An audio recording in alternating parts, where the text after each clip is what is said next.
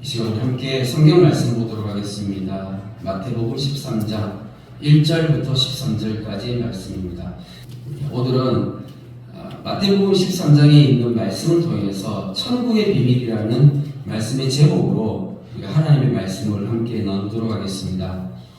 제가 천국의 비밀이라는 이 말씀의 제목은 마태복음 13장 11절 말씀에 있는 내용입니다. 예수님께서 오늘 말씀하신 가운데 천국의 비밀이라는 이런 표현을 사용하셨기 때문에 제가 그것을 그대로 가져와서 이것을 가지고 말씀의 제목으로 함께 나누려고 합니다. 마태복음 13장은 교회를 오랫동안 다니신 분들은 너무너무 잘 아는 말씀이고 아마 잘 알다 못해 외우기까지 하시는 그런 말씀인 줄 믿습니다.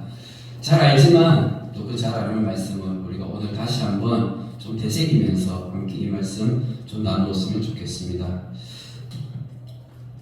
1절 말씀부터 보니까 그날 예수께서 집에서 나가사 하면서 1절 말씀 맨 처음 시작할 때 뭐라고 시작하냐면 그날이라고 시작을 하고 있어요. 이 마태복음 13장은 우리가 그냥 천국 비유로 잘 알고 있잖아요. 천국은 마치 하면서 이 천국 비유를 우리가 잘 이해하고 있는데 그런데 이 천국에 관한 말씀을 예수님께서 하시는데 그런데 이 말씀을 이해하기 위해서 이 천국 비유를 우리가 이해하기 위해서 먼저 그날 있었던 사건까지 우리가 좀 알고 이해해야지만이 이 말씀들이 이렇게 연결이 됩니다. 그래서 이 말씀은 마태복음 12장에 있는 말씀들과 좀 연결이 되고 있어요. 그래서 마태복음 12장에 어떤 말씀이 있냐 28절 보니까 내가 하나님의 성령을 힘입어 귀신을 쫓아내는 것이면 하나님의 나라가 이미 너에게 임하였느니라 하면서 그러니까 예수님께서 하나님의 나라를 선포하셨어요. 오늘 말씀의 제목이 뭐라고요?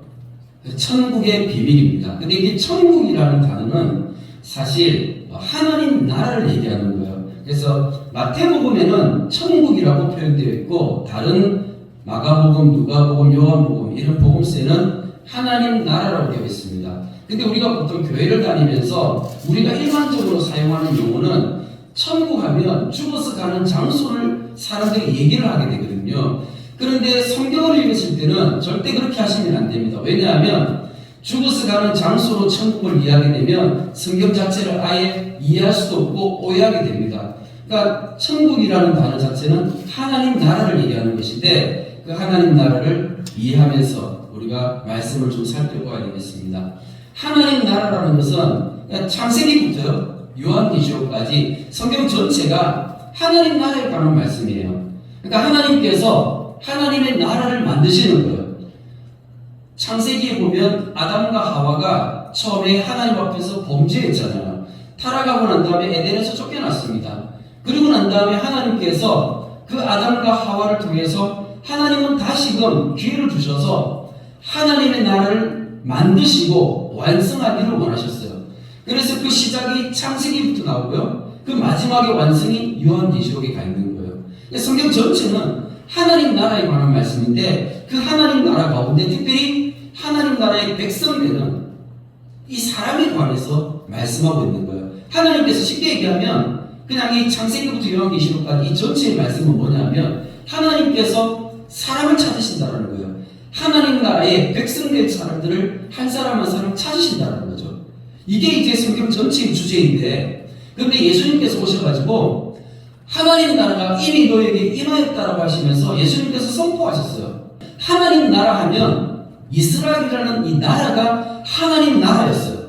하나님께서 직접 다스리시고 통치하시는 나라. 그 나라가 이스라엘인데 그런데 이스라엘이 지금 현재 예수님 당시 때에 이스라엘의 나라가 있어요 없어요? 없죠. 이미 오래전에 멸망하고 예수님 당시 때는 로마의 식민지로 이스라엘 민족은 그렇게 식민지하에 그냥 그 로마의 지배를 받고 있었습니다. 그러니까 이 이스라엘 백성들, 유대인들은 소원하는 게 뭐였냐면 빨리 메시아가 와서 구원자가 와서 우리 민족을 로마로부터 독립시켜서 나라가 세워지는 이스라엘 나라가 세워지는 여기에 관심이 있었거든요. 그런데 구약성경 말씀에 특히 이 이사야서 같은 말씀에는 미리 예언이 되어져 있어요. 뭐라고 예언되어져 있냐면 앞으로 내가 구원자를 보낼 거야. 그 구원자가 메시아입니다. 내가 메시아를 보낼 거야. 그러면 사람들이 메시아가 왔을 때 그 사람이 메시아인지 어떻게 알아요? 그 메시아한테 어떻게 하냐면 앞을 못 보는 사람이 눈을 뜨게 되고 말 못하는 사람이 말을 하게 되고 이런 이적과 기적이 나타나는 거예요.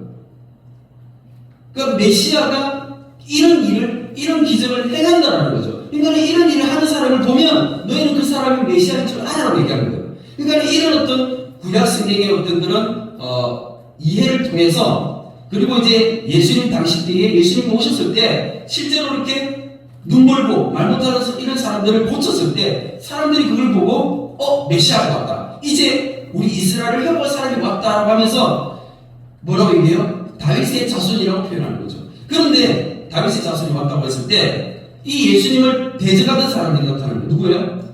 바로 바리새인들, 이런 사람들인 거죠. 이 바리새인들이 나타나가지고 예수님을 대적하는 거예요. 예수님을 막아쓰는 거예요. 귀신의 힘으로 귀신을 쫓아낸다고 얘기하는 거예요. 예수님께서 병든 자를 고치니까 귀신의 힘으로 귀신을 쫓아낸다. 이렇게 주장하는 거죠. 그리고 또 한 가지 마태복음 12장에 보니까 이제 예수님께서 열심히 막 복음을 전하고 사역을 하시는 가운데 얼마나 막 바쁘게 막 일을 하셨냐면 밥 먹을 시간도 없이 그렇게 이제 식사할 기회도 없이 예수님께서 복음을 전하고 병든 자들을 고쳐주고 사람들을 만나고 하시는 거예요. 그러니까 예수님의 가족들이 예수님 찾아왔어요. 찾아와가지고 그때 이제 밖에 예수님의 어머니와 그리고 동생들이 왔다라고 이야기를 하니까 그때 예수님께서 뭐라고 말씀하시면 이렇게 얘기하십니다. 손을 내밀어 제자들을 가리켜 이르시되 나의 어머니와 나의 동생들을 보라. 누구든지 하늘에 계신 내 아버지의 뜻대로 하는 자가 내 형제요 자매요 어머니이니라 하시더라 하면서 이런 말씀이 마태복음 12장에 기록되어 있는 거예요. 그러니까 이거는 어떤 의미냐면 이런 겁니다. 하나님의 나라를 이스라엘 사람들, 유대인들은 어떻게 생각하고 있는 거예요? 민족 공동체로 생각하고 있는 거예요. 자연스럽게 하나님 나라의 백성이 되는 거예요. 자기는 그렇게 생각하고 있는 거죠. 그런데 예수님께서는 하나님의 나라는 그렇게 태어날 때 어떤 내가 유대인으로 태어났다고 해서 하나님 나라 백성이 되는 게 아니다라는 것을 가르쳐주고 있는 거예요. 그러면서 하나님 나라 백성은 누가 되는 거예요? 하늘에 계신 내 아버지의 뜻대로 행하는 자가 하나님 나라의 백성이라는 것. 이것을 말씀하시기 위해서 혈련으로 되는 게 내가 태어날 때 그 핏줄로 혈련으로 어떤 내가 민족의 어떤 그런 정체성으로 되는 게 아니다라는 것을 예수님께서 지금 가르쳐주고 계시는 거예요. 그러니까 이게 바로 마태복음 12장 말씀에 여기 나와 있는데 이 말씀에서 이제 연결되어져 가지고 13장 말씀으로 넘어가면서 이 천국 비유들을 이해하셔야 되는 것입니다. 다시 앞으로 가서 1절 말씀에 그날이라고 하는 것은 예수님께서 이날 이 천국 비유를 말씀하시고 가르치시는 이날 앞에 먼저 어떤 사건이 있었냐면 이런 사건들이 있었던 거예요. 그러니까 예수님께서 하나님의 나라를 선포하셨는데 그때 바리새인들은 막 대적하셨던 것이고 그리고 또 예수님께서 자기 가족들이 와가지고 자기를 부를 때에 저들이 내 가족이 아니라 진짜 하나님 나라에서 이 하나님 나라가 온전히 한 가족이거든요. 하나님께서 만드시는 이 하나님 나라는 사실 그냥 한 가족이에요. 우리가 교회로 오면 교회는 한 가족이 되는 거잖아요. 그래서 우리가 이것을 먼저 이해를 하셔야 되는 겁니다. 자, 그런데 그날 예수님께서 이제 바닷가에 나가셔서 말씀을 가르치는데 이런 비유를 말씀하셨어요. 3절 말씀에 비유로 여러 가지를 그들에게 말씀하시되 씨를 뿌리는 자가 뿌리러 나가서 하면서 씨 뿌리는 비유가 나오는 거예요. 뿌릴새 들은 길가에 떨어지네 하면서 우리가 잘 아는 말씀이죠. 그러니까 예수님께서 이 씨 뿌리는 비유를 통해서 4가지 밭을 얘기하셨습니다. 밭에다가 씨를 뿌리는데 어떤 씨는 길가에 떨어지고 어떤 씨는 돌밭에 떨어지고 어떤 씨는 가시떨기 위에 떨어지고 어떤 씨는 좋은 땅에 떨어졌다는 것입니다. 자, 그러면서 좋은 땅에 떨어졌을 때 이게 결실을 맺어서 100배, 어떤 것은 60배, 어떤 것은 30배 결실을 맺었다 이렇게 말씀하시는 것이죠. 예수님께서 지금 이 말씀을 하시면서 씨를 뿌리는 비유는 누가 지금 주체가 되는 거냐면 예수님께서 지금 열심히 식사할 때도 없이 전도하시잖아요. 예수님께서 열심히 복음 전하시잖아요. 예수님께서 열심히 복음을 전하시면서 이 복음을 전하는 걸 지금 누가 배우고 누가 따라하는 거예요? 예수님의 제자들이죠.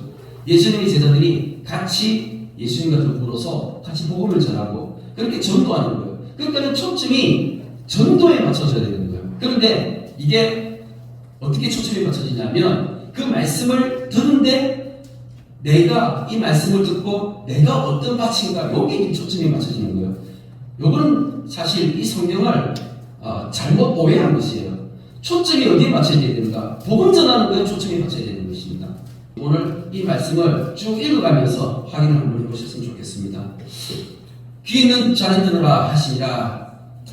제자들이 예수께 나오는데 어찌하여 그들에게 비유로 말씀하시니까 하면서 제자들이 이 씨 뿌리는 비유를 들었는데 무슨 말인지 못 알아들었어요. 그래서 예수님한테 이게 왜 그 비유로 말씀하십니까? 하니까 예수님이 천국의 비밀을 아는 것이 너에게는 허락됐지만 저들에게는 아니 되었기 때문에 그렇다 하면서 예수님께서 지금 뭐라고 얘기하셨어요? 갑자기 천국의 비밀이라는 이런 표현을 사용하시는 거예요. 하나님 나라의 비밀에 대해서 예수님께서 말씀하시는 거예요.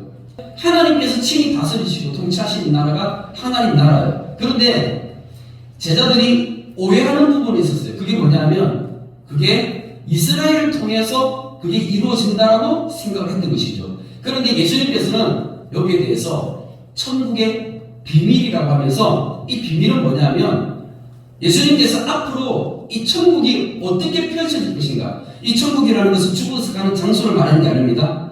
천국은 쉽게 얘기하면 교회를 얘기하는 거예요.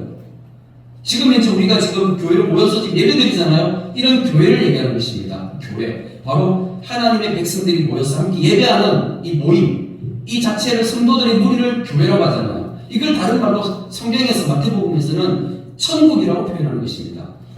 이 하나님 나라가 앞으로 어떻게 쭉 진행되어져가며 확장되어져가며 이 하나님 나라가 완성되어질 것인지 거기에 대해서 미리 예수님께서 예언하시고 가르쳐 주시는 거예요. 그런데 우리는요, 사실 지금 이미 예수님께서 하신 이 말씀을 2000년 전의 말씀이잖아요. 그 말씀 우리는 지금 성경을 통해서 읽고 이해하고 그뿐 아니라 지금 이제 2000년의 역사를 통해서 이 하나님 나라가 어떻게 확장되어져 왔으며 그리고 우리가 지금 이제 교회를 통해서 또 이렇게 복음을 또 듣고 복음을 또 전하고 신앙생활 믿음생활 하면서 우리는 하나님 나라를 알잖아요. 그러니까 우리의 이해로 보는 게 아니라 제자들이 처음 들었을 때 그들의 제자들의 수준과 그들의 이해로 이 말씀을 이해를 먼저 하셔야 된다는 거예요. 자, 그래서 천국의 비밀이라는 것은 앞으로 진행되어질 거예요. 우리는 2000년 동안 진행되어져 왔고 지금 현재 있는 모습을 알기 때문에 이게 쉽게 이해되어질 수 있는 것이죠. 간단하게 말씀을 드리면 천국의 비밀이라는 것은 예수님께서 앞으로 제자들에게 말씀하신 거예요. 우리가 지금 열심히 천국 복음을 전하고 있잖아. 그러면 이 복음이 전해졌을 때에 이 복음이 전해지면 시간이 지나면서 이 복음이 어떻게 열매를 맺고 어떻게 결실을 맺어서 하나님 나라가 어떻게 완성되어질 것인지 그 진행 과정들을 너희들에게 내가 지금 이야기해 주는 거야. 이해해 주십니까? 이게 천국의 비밀이라고요. 그런데 그게 예수님의 제자들은 이거를 그때까지 그때 예수님 말씀하셨을 때 이거 들어요 못 들어요? 그 전에까지 알았어요 몰랐어요? 당연히 몰랐죠. 근데 우리는 지난 2000년 동안 하나님 나라가 어떻게 쭉 확장되어져 왔으며 복음이 어떻게 나한테까지 왔잖아요. 우리는 알고 있잖아요. 우리의 기준이 아니고 제자들의 기준에서 이 말씀을 살펴보면 훨씬 더 이해하기가 쉽습니다. 자, 그러면서 13절 말씀에 내가 비유로 말하는 것은 그들이 보아도 보지 못하며 들어도 듣지 못하며 깨닫지 못함이니라 하는 이 말씀을 이루기 위함. 이게 이사야서 6장 있는 말씀이거든요. 이사야 6장 있는 말씀을 예수님께서 인용해 와서 봐도 못 보고 들어도 듣지 못하고 깨닫지 못할 것이다. 이렇게 말씀하시는 거예요. 그러면서 예수님께서 이제 제자들이 질문했으니까 거기에 대한 답변을 하십니다. 그런즉 씨 뿌리는 비유를 들으라 하면서 예수님께서 이 비유에 대해서 뭐라고 얘기하셨냐면 이 비유를 씨 뿌리는 비유라고 표현하셨어요. 그러니까 예수님께서 이 비유의 이름을 그렇게 정하신 겁니다. 씨 뿌리는 비유. 그러면 한번 생각해 보세요. 씨가 뭐죠? 우리가 잘 알잖아요. 씨가 뭐? 우리는 이미 알잖아요. 씨가 뭔지. 씨가 뭐죠? 말씀이죠. 하나님의 말씀, 복음이에요. 그러면은 씨 뿌리는 비유라고 한다면 그러면 씨를 뿌리는 게 뭐라는 거예요? 뭐죠? 복음을 전하는 거죠. 전도하는 것이죠. 예수님께서 지금 열심히 복음 전하시고 전도하셨잖아요. 그날에 이런 일이 있었다는 것을 먼저 이해하라고 하셨죠. 그죠? 자, 그 상황에서 지금 예수님께서 씨 뿌리는 비유, 이거는 말씀을 전하는, 복음을 전하는 이때에 이런 일들이 나타난다는 것을 말씀하시는 겁니다. 19절 말씀에 아무나 천국 말씀을 듣고 깨닫지 못할 때는 악한 자가 와서 그 마음에 뿌려진 것을 빼앗느니 이는 곧 길가에 뿌려진 자요 하면서 씨를 뿌리는데 어떤 씨는 길가에 뿌려졌다는 것입니다. 그런데 이 길가에 뿌려진 것은 이 복음을 들었는데 그 복음을 들었을 때 그게 무슨 말인지 못 알아듣는다는 거예요.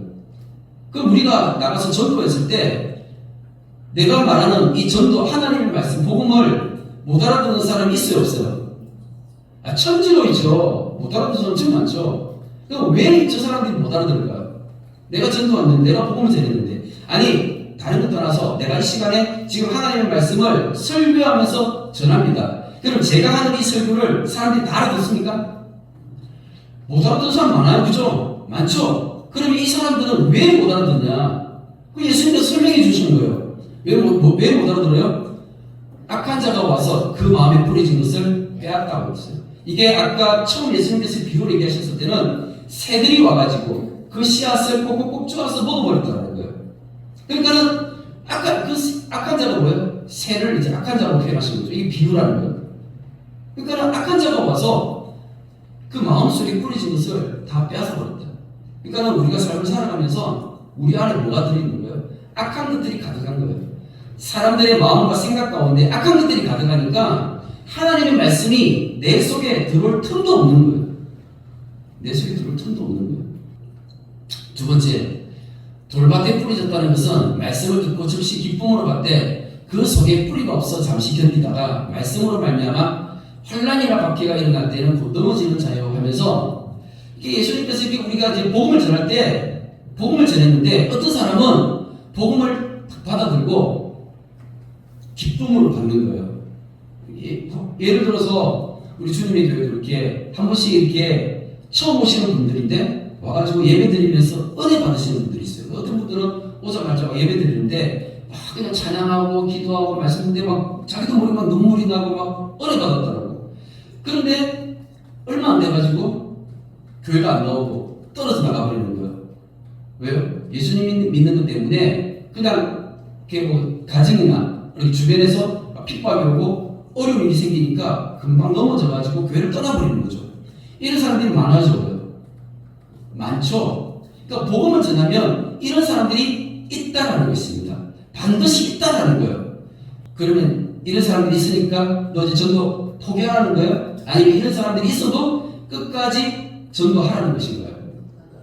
끝까지 복음을 전하면서 전도하라는 거예요. 지금 예수님께서 이 씨 뿌리는 비유를 말씀하시는 것은 그 얘기 하시는 거예요.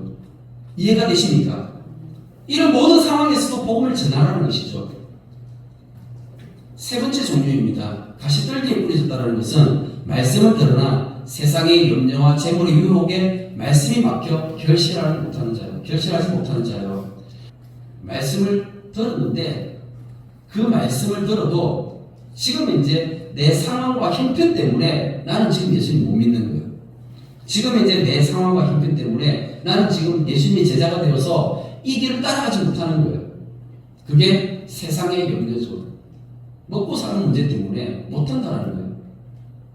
예수님 믿는 것, 그리고 예수님의 제자가 되어서 이 길을 가는 것, 먹고 사는 문제보다 더 중요하다는 것입니다. 이 말씀이 이해가 되어지십니까? 먹고 사는 문제보다 예수님 따라가는 이 일이 내가 먹고 사는 게 훨씬 더 중요하죠. 대부분의 사람들은 먹고 사는 문제가 교회 나와서 예배 드리는 것보다 훨씬 더 중요합니다. 23절 말씀에 좋은 땅에 뿌려졌다는 것은 말씀을 듣고 깨닫는 자니 결실하여 어떤 것은 100배, 어떤 것은 60배, 어떤 것은 30배가 되느니라. 아멘. 좋은 땅에 떨어졌을 때 이 좋은 땅은 결실을 맺는 자들인 거예요. 하나님의 말씀이 들려졌을 때 그 말씀이 내 속에 들어와서 내가 그 말씀이 깨달아지는 거예요. 말씀 들어보니까 예수님이 나를 대신에 죽으셨다는 거예요. 아니 근데 그 예수님이 오히려 나를 또 만드신 분이시라는 거예요. 나를 만드신 하나님이 사람의 몸을 입으시고 이 땅에 오셔서 나를 대신에 죽으셔서 나를 핏값으로 사셨다는 거예요.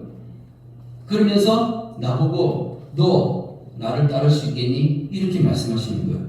그러면 그게 믿어지면 내 모든 것들을 다 버리고 쫓아가는 거죠. 이게 말씀을 듣고 깨달아서 내 삶을 던져서 내가 내 삶 가운데서 열매가 나타나는데 이 열매들이 100배, 60배, 30배가 나타나는 것이죠. 100배, 60배, 30배는요 물질의 풍요를 얘기하는 것이 아닙니다. 우리가 이 땅 살아가면서 돈 많이 벌어가지고 내가 100배 부자가 되고 이런 걸 얘기하는 게 아니에요. 여기서 말씀을 듣고 깨달아서 100배의 결실을 맺는다는 것은 한 사람이 회개하고 돌이키면 그 한 사람을 통해서 또 복음이 흘러가서 많은 열매들이 나타난다는 거예요. 그러니까 나는 열심히 복음을 전하는 거예요. 예수님처럼. 예수님께서 그렇게 하셨잖아요. 나는 열심히 복음을 전하는데 근데 이 복음이 때로는 길가에 떨어진 것처럼 악한 것들이 와가지고 그 말씀을 다 먹어버려가지고 그 마음속에 말씀이 하나도 남아있지 않는 거죠. 어떤 사람은 돌밭에 부러져가지고 말씀이 이 마음속 깊이 새겨지지가 않는 거예요. 어떤 사람은 가시떨기에 떨어진 것처럼 그냥 좀 힘들고 어려웠을 때 세상의 염려와 재물의 유혹들 이런 것들로 인해가지고 다 넘어지는 거죠. 그런데 어떤 사람은 말씀이 떨어졌을 때 그 말씀을 받고 회개하고 돌이켜서 제자가 되는 사람이 있다는 것입니다. 그랬을 때 예수님께서 하시는 말씀은 좋은 땅에 떨어진 이 한 사람을 바라보고 끝까지 하라는 거예요. 끝까지 하라. 끝까지 전도하라는 거예요. 이게 지금 씨 뿌리는 비유인 것입니다. 24절 말씀에 이 말씀이 계속 이어지면서 예수님께서 천국 비유를, 천국의 비밀을 말씀해 주십니다. 예수께서 그들 앞에 또 비유를 들어 이르시되 천국은 좋은 씨를 제밭에 뿌린 사람과 같으니 사람들이 잘 때에 그 원수가 와서 곡식 가운데 가라지를 덧뿌리고 갔더니 우리가 잘 아는 말씀이죠. 가라지를 누군가가 뿌렸대요. 그 밭에다가 가라지를 뿌렸대요. 우리가 열심히 나가서 복음을 전하는데 그러면은 복음을 전하게 되면 그 복음을 받아들이는 사람들이 있잖아요. 그 받아들이는 사람들 통해서 뭐가 형성이 돼요? 교회가 형성이 되어지죠. 그 교회를 성경에서 다른 말로 뭐라고 얘기해요? 천국, 곧 하나님 나라로 가는 것이죠. 그런데 이 천국 안에 뭐가 있다고요? 원수가 가라지를 뿌렸다고요. 원수가 가라지를 뿌렸다고. 집주인의 종들이 와서 말하되 주여 좋은 밭에 씨를 뿌리지 아니하니까. 그런데 가라지는 어디서 생겼습니까? 이렇게 얘기를 하는 거죠. 그러니까 주인이 원수가 이렇게 하였구나. 종들이 말하되 그러면 우리가 가서 이것을 뽑기를 원하십니까? 교회 안에 가라지가 있으니 이 가라지를 뽑아버리기를 원하십니까? 주인이 이르되 가만두라. 가라지를 뽑다가 꼭지까지 뽑을까 염려하노라 하면서 가라지를 그냥 두라는 거예요. 우리는 사실 농사를 짓는 사람이 아니니까 잘 모르는데 농사 짓는 사람들은 아는 것 같아요.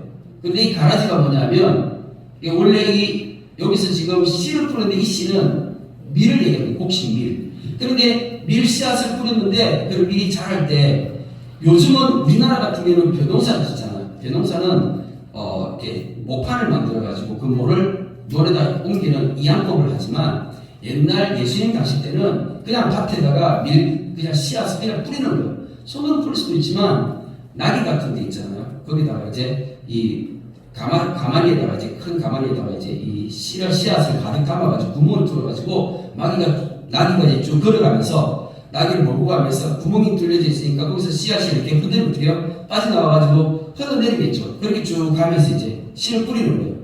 그런데 이 씨앗이 이제 자라는데 거기에 가라지도 같이 자라는 거예요.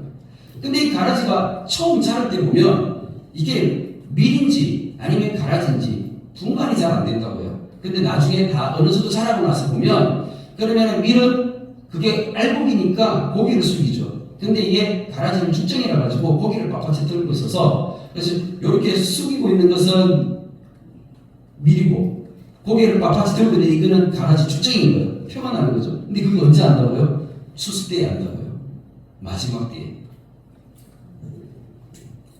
자, 그래서 둘 다 추수 때까지 함께 자라게 두라 하면서 주인이 그렇게 말한다는 것입니다. 그런데 이게 무슨 말인지 우리는 알지만 이때 당시 제자들은 이걸 잘 몰랐으니까 여기에 대해서 질문을 합니다. 36절 말씀에 제자들이 나와 이르되 밭의 가라지 비밀을 우리에게 설명해 주십시오 하면서 이걸 좀 설명해 달라는 거죠. 그러니까 예수님께서 이것을 설명해 주시면서 이 비유를 풀어서 설명해 주십니다. 대답하여 이르시되 좋은 씨를 뿌리는 이는 인자요 밭은 세상이요 좋은 씨는 천국의 아들들이요 가라지는 악한 자의 아들들이요 가라지를 뿌리는 원수는 마귀요 추수때는 세상 끝이요 추수꾼은 천사들이니 하면서 우리가 이 말씀을 많이 읽었고 많이 들었기 때문에 잘 아는 내용이죠. 밭은 뭐라고요? 세상이라고요. 그러니까 우리가 복음을 전하는데 어디다 전합니까? 저 세상을 향해서 복음을 전하잖아요. 우리가 열심히 전도하지 않습니까? 그죠? 그런데 씨를 열심히 뿌렸어요. 그리고 씨를 열심히 뿌려가지고 좋은 씨를 뿌려가지고 그 좋은 씨가 자라나는 이것은 뭐라고요? 천국의 아들들. 그러니까 하나님 나라의 백성들. 아까 마태복음 12장의 맨 마지막 말씀에 누가 하나님 나라의 백성이라고요? 아버지의 뜻대로 행하는 자들. 이런 사람들이라는 거죠. 그런데 가라지는요? 악한 자의 아들들이라는 거예요. 그리고 가라지를 뿌리는 원수는 마귀라는 거예요. 추수 때는 세상 끝이라는 겁니다. 추수꾼은 천사들이에요. 예수님이 지금 비유를 말씀하셨어요. 비유를 말씀했을 때 그때 제자들이 뭐라고 하세요? 이 비유 못 알아듣으니까 설명 좀 해주세요라고 해서 예수님이 지금 설명을 해주시면서 추수꾼은 천사들이 됐어요. 세상 끝에도 그러하리라 하면서 세상의 마지막 때에 이런 일들이 있다라는 것을 예수님께서 말씀하셨습니다. 자, 그러면서 31절 말씀에 또 비유를 들어 이르실 때 천국은 마치 사람이 자기 밭에 갖다 심은 겨자씨 하나 같으니 이는 모든 씨보다 작은 것이로되 자란 후에는 풀보다 커서 나무가 되며 공중의 새들이 와서 그 가지에 깃들이느니라. 이 겨자씨는 나무가 아니에요. 풀이에요. 여기 보면 이게 겨자씨 밭이거든요. 누렇게 이렇게 노랗게 이제 펼쳐지는 게 겨자씨 밭입니다. 그런데 원래 이게 사람 허리 정도 오는 그 정도 높이로 자라는 풀인데 기형적으로 한 2m 이상 정도 되는 크게 자라는 것이 있는데 그렇게 한 2m 이상 크게 자라버리면 꼭 어떻게 보이냐면 이게 나무처럼 보이는 거예요. 크니까. 그런데 여기에 뭐가 오냐면 공중에 새들이 와서 여기 깃들인다라는 거예요. 근데 깃들인다라는 것은 둥지를 트는 게 아니에요. 둥지를 튼다라는 것은 새들이 집을 짓는 거잖아요. 그러니까 나무 가지에다가 집을 짓는 걸 우리가 둥지를 튼다라고 하는데 성경 말씀에서 예수님께서 하신 것은 공중에 새들이 와서 깃들인다라는 거예요. 깃들인다라는 것은 그 위에 새가 앉을 수 있다라는 거예요. 그래서 그거를 예수님께서 공중에 새들이 와서 그게 깃들인다라고 이렇게 표현한 거예요. 이미 앞에 이 씨 뿌리는 비유에서 새들이 하는 역할이 뭐였어요? 길가에 씨를 뿌렸을 때 새들이 와가지고 그 말씀의 씨앗을 꼭꼭 다 쪼아 먹어버려서 사람들이 말씀을 받아도 무슨 말인지 못 알아듣고 기억도 못하고, 그러니까 내가 말씀을 들었는데 무슨 말인지 못 알아듣겠다. 나는 말씀을 들었는데 하나도 기억이 안 난다. 이게 누가 하는 거예요? 새들이 와서 다 쪼아 먹었다는 거예요. 악한 것들이 와서 그렇게 했다는 거예요. 이게 하나님 나라, 천국은 하나님 나라인데 이걸 교회로 제가 말씀드렸죠. 교회 안에 이런 게 있다라는 거예요. 교회가 너무 크게 자라게 되면 이런 현상들이 나타나게 되는 것입니다. 그래서 교회가 너무 비대하게 커지는 것은 사실 성경적이지도 않고 또는 예수님께서 원하시는 것도 아니에요. 그래서 어느 정도의 규모에서 교회는 자꾸 흩어지고 나누어지고 분리되어야 돼. 이게 정상인 것입니다. 엄청 큰 대형 교회들, 이거는 성경적이진 않습니다. 여기 말씀해 보니까 분명히 겨자씨 하늘이라고 돼 있잖아요. 겨자씨 하늘. 하늘이 뭐죠? 하늘. 하늘이라는 것은 하나잖아요. 그죠? 하나. 예. 그런데 이 하나님 나라는 이 작은 지역 교회들 하나하나가 다 모여서 전체의 하나님 나라를 만드는 것인데, 이 하늘, 겨자씨 하늘, 이 하늘이 너무 하나가 너무 커져버리면 어떻게 됩니까? 문제가 된다라고 말씀하는 겁니다. 또 비유로 말씀하시되 천국은 마치 여자가 가루 서말 속에 갖다 넣어 전부 부풀어 버린 누룩과 같다라고 말씀하시는데, 누룩이라는 단어, 이 누룩은 사실 곰팡이를 얘기하는 거잖아요. 그런데 성경 전체 창세기부터 요한계시록까지 다 뒤져봐도 누룩은요 다 안 좋게 나옵니다. 이거는 죄를 상징하시는 것이, 죄를 상징하는 것이고, 이거는 곰팡이이기 때문에 사실 발효를 시키는 것인데 원래 원물질을 변질시키는 것이거든요. 그러니까 원래 교회가 변질되는 거잖아요. 그럼 좋은 거야, 안 좋은 거야? 안 좋은 거죠. 예수님께서 마태복음 16장 말씀에 이렇게 말씀하셨어요. 어찌 내 말한 것이 떡에 관함이 아닌 줄을 깨닫지 못하느냐. 오직 바리새인과 사두개인들의 누룩을 주의하라 하시면서 예수님께서 누룩을 주의하라고 하셨어요. 근데 이 누룩이 뭐였어요? 알고 보니까 바리새인과 사두개인들의 교훈, 이 종교 지도자들의 잘못된 가르침을 이것을 누리라는 거예요. 교회 안에 이런 게 있다는 것입니다. 우리가 교회를 다니면서 신앙생활하면서 많은 설교와 말씀을 듣는데, 근데 그 말씀 가운데 진짜가 있고 변질된 것들이 있다는 거예요. 그러면 듣는 사람들의 책임도 있는 것입니다. 가르치는 사람이 잘못 가르치면 그 사람도 책임이 있지만 듣는 사람도 분별하지 못하고 엉뚱한 거 듣고 엉뚱한 길로 가면 그것도 그 사람의 책임인 거잖아요. 예수님은 분명히 주의하라고 했습니다. 교회 안에 이런 것들이 있다. 악한 것들이 있다. 복음을 전할 때 이런 게 있다라고. 이게 천국의 비밀인 거예요. 44절 말씀, 우리가 잘 아는 말씀입니다. 천국은 마치 밭에 감추인 보화와 같으니 사람이 이를 발견한 후 숨겨두고 기뻐하며 돌아가서 자기의 소유를 다 팔아 그 밭을 사느니라 하면서, 이 천국은 마치 밭에 감추인 보화와 같대요. 천국이 뭐와 같다고요? 보화와 같다고요. 보화는 보물이죠, 보물. 그러니까 하나님 나라는요, 이 천국은 하나님 나라 백성을 얘기하는 것이거든요. 우리 예수님 믿는 사람들, 우리 같은 사람들을 예수님께서 지금 뭐라고 표현하신 거예요? 보물 같은 존재라고 말해요. 보물 같은. 우리가 한 사람 한 사람이 진짜 보물 같은 존재라고요. 믿으십니까? 아멘. 내가 진짜 보물 같은 존재인 거 맞습니까? 아멘. 예수님이 나보고 너는 진짜 보석과 같은 존재라고 말씀하시는 거예요. 그런데 어떤 사람이 보석과 같은 존재일까요? 뒤에 있잖아요. 자기의 소유를 다 팔아서 그 밭을 사는 사람이요. 좀 전에 앞에서 비유해서 밭이 나오잖아요. 밭이 뭐였다고요? 밭은 세상이었어요. 내 모든 소유를 다 팔아가지고 뭘 사요? 세상을 사는 거예요. 왜요? 왜 내 모든 소유를 다 팔아가지고 세상을 삽니까? 그 세상 안에 또 하나님의 사람들, 남겨진 하나님의 사람들, 한 사람을 구원하기 위해서 내 모든 소유를 다 팔아가지고 그 세상을 사는 거예요. 그럴 수 있습니까? 이 믿음이 있는 사람, 이렇게 삶을 살아가는 그 사람을 예수님께서 뭐라고 하신다고요? 보아라고 말씀하시는 겁니다. 45절 말씀에 또 천국은 마치 좋은 진주를 구하는 장사와 같으니 극히 값진 진주 하나를 발견하며 가서 자기의 소유를 다 팔아 그 진주를 사느니라 라고 말씀하십니다. 같은 말씀이에요.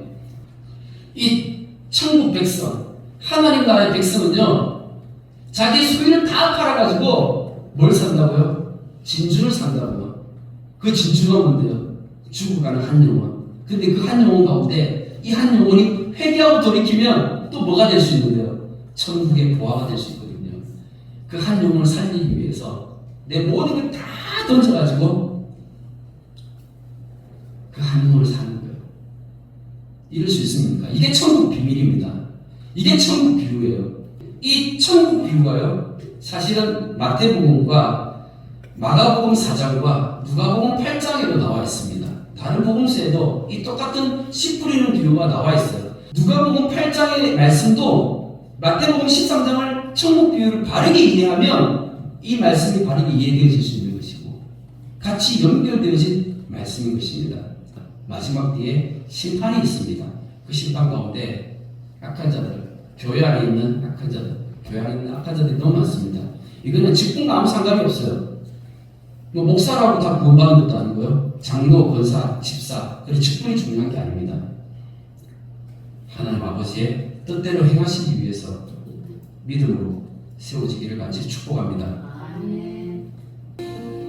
사랑해 주님 감사합니다. 오늘도 말씀을 통하여서 또 우리에게 들려지게 하시고 깨달아지게 하시는 그 하나님의 은혜가 있으니 감사를 드립니다. 무엇보다 우리 주님의 교회는 이 마지막 때에 주님 다시 오실 그때까지 깨어있는 교회 되어지게 하여 주시옵소서. 우리 주님의 교회가 깨어있어서 이 마지막 때에 정말 수고하고 헌신함으로 땅끝까지 복음 전하는 자들이 되어질 수 있도록 은혜 베풀어 주시기를 간절히 기도드립니다. 무엇보다 천국은 마치 보화와 같다고 하셨습니다. 우리 주님의 교회가 진짜 이 땅 가운데 하나님께서 너무나 귀하게 보시고 아끼시는 그런 보석과 같은 그런 교회가 되어질 수 있도록 은혜를 베풀어 주시옵소서.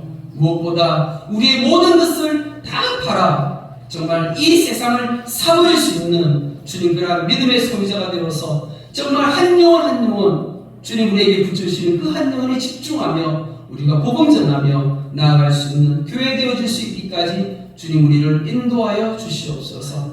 감사를 드리오며 살아계신 예수 그리스도 이름으로 기도드립니다. 아멘.